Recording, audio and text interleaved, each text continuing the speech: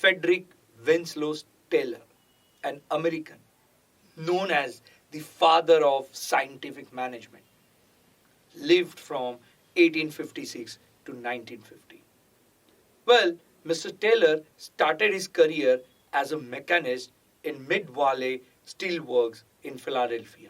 With the sheer hard work and progress, he eventually rose up to the level of chief engineer. With his every observations, every experiment, scientific methods and techniques and tools are applied in order to achieve results.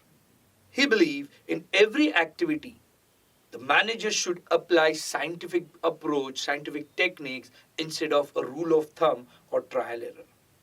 I'll explain this with an example why his belief is so valid. See, understand, earlier we used to know that for handling any situations, we leave it to the hands of management or managers.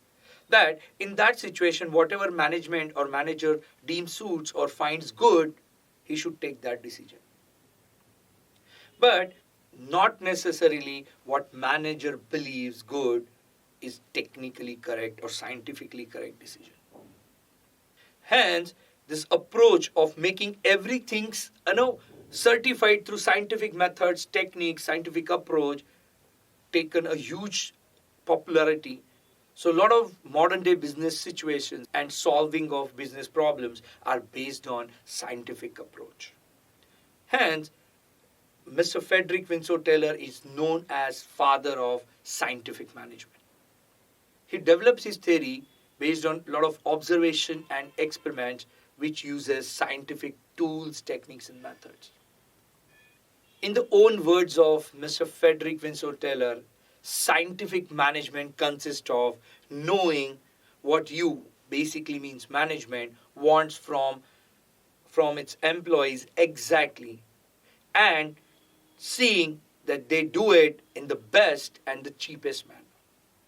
In simple words, Mr. Frederick Winslow Taylor, known as the father of scientific management, induced scientific methods and approach for every activity of business.